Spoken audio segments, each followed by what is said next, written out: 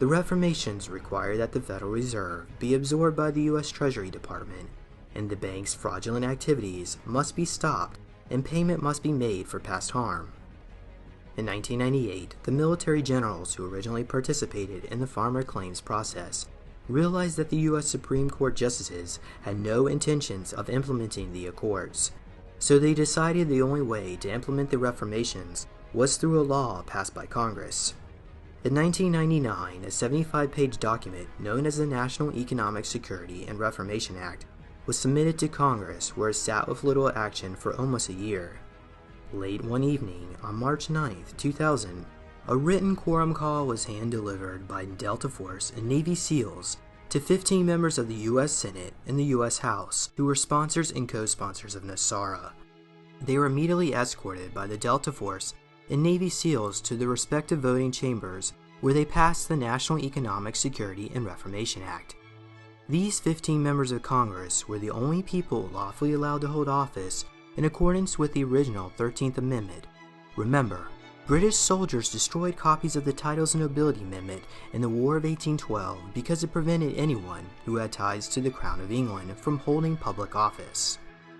Nesara is the most groundbreaking reformation to sweep not only this country, but our planet in its entire history. The act does away with the Federal Reserve Bank, the IRS, the shadow government, and much, much more. Nesara implements the following changes. Zeroes out all credit card, mortgage, and other bank debt due to illegal banking and government activities. This is the Federal Reserve's worst nightmare, a jubilee or a forgiveness of debt. Abolishes the income tax, abolishes the IRS. Employees of the IRS will be transferred into U.S. Treasury National Sales Tax area. Creates a 14% flat rate non-essential new items only sales tax revenue for the government. In other words, food and medicine will not be taxed, nor will used items such as old homes. Increases benefits to senior citizens. Returns constitutional law to all courts and legal matters. Reinstates the original Title of Nobility Amendment. Hundreds of thousands of Americans under the control of foreign powers will lose their citizenship, be deported to other countries, and barred from re-entry for the remainder of their life. And millions of people will soon discover their college degrees are now worthless paper. Establishes new presidential and congressional elections within 120 days after Nesara's announcement. The interim government will cancel all national emergencies and return us back to constitutional law. Monitors elections and prevents illegal election activities of special interest groups.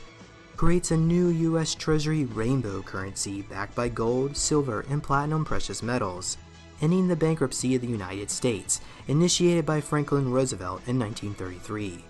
Forbids the sale of American birth certificate records as chattel property bonds by the U.S. Department of Transportation. Initiates new U.S. Treasury bank system in alignment with constitutional law. Eliminates the Federal Reserve System. During the transition period, the Federal Reserve will be allowed to operate side by side of the U.S. Treasury for 1 year in order to remove all Federal Reserve notes from the money supply. Restores financial privacy. Retrains all judges and attorneys in constitutional law. Ceases all aggressive U.S. government military actions worldwide. Establishes peace throughout the world. Releases enormous sums of money for humanitarian purposes. Enables the release of over 6,000 patents of suppressed technologies that are being withheld from the public under the guise of national security, including free energy devices, anti-gravity, and sonic healing machines.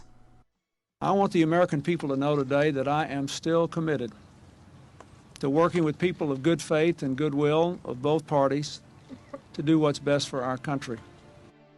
Because President Clinton's clone had no interest in signing Nesara into law, on October 10, 2000, under orders from U.S. military generals, the elite Naval SEALs and Delta Force stormed the White House and under gunpoint forced Bill Clinton to sign Nesara into law.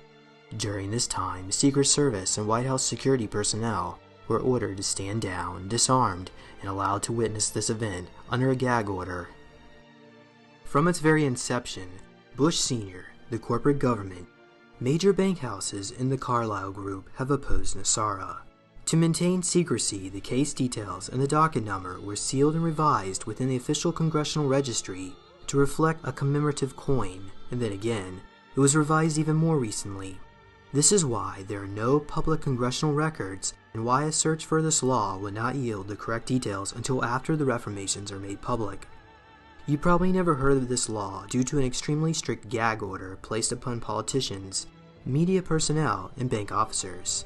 Even though Alex Jones or Ron Paul will not tell you about it, the law is still valid.